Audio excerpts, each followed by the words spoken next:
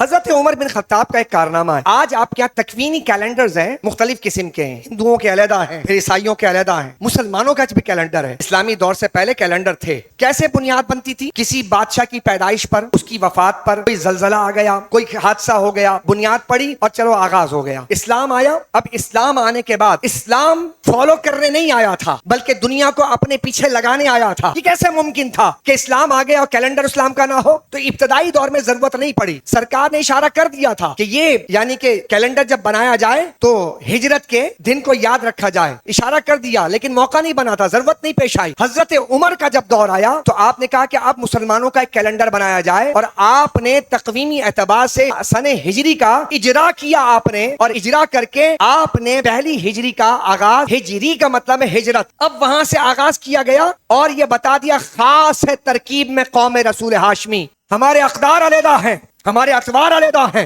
ہمارا کردار علیحدہ ہے. مسلمانوں کو بتایا کہ ہمارے طور طریقے مختلف ہیں، ہم کسی سے متاثر نہیں ہوتے، ہم متاثرین کی جماعت نہیں، ہم مؤثرین کی جماعت ہیں. مسلمانوں غور نہیں کر رہے، متاثر ہو جاتے ہو. تم مؤثر تھے، اثر ڈالتے تھے اقوام پر، تم قیادت کرتے تھے. تو آپ نے کہا یہ کیسے ممکن ہے کہ مسلمانوں کا کیلنڈر نہ ہو؟ سنیے گا. ہم نے پوچھا اقوام اپنا کیلنڈر بناتی ہے تو فتوحات سے، بڑے واقعات سے. تو مسلمانوں نے اپنا کیلنڈر، جس میں مسلمان کمزور تھے، ہجرت وطن چھوڑنے کا نام ہے، اقوام عالم فتوحات پر اپنے کیلنڈر کی بنیاد رکھتی ہے. لیکن مسلمانوں نے ہجرت سے اپنے کیلنڈر کی بنیاد رکھی. کیوں؟ یہ اقوام کو کیا میسج دیا گیا؟ یہ بتایا گیا کہ مسلمان پسماندہ تھے، حالات اچھے نہیں تھے، لیکن ایک جماعت عشق رسول میں گونی ہوئی تھی، اور آقا سے محبت کرنے والی اپنا سب کچھ چھوڑ کر جب مصطفیٰ کے ساتھ آ گئی تو کہا اس سے بڑی کامیابی کوئی نہیں ہوتی ہے.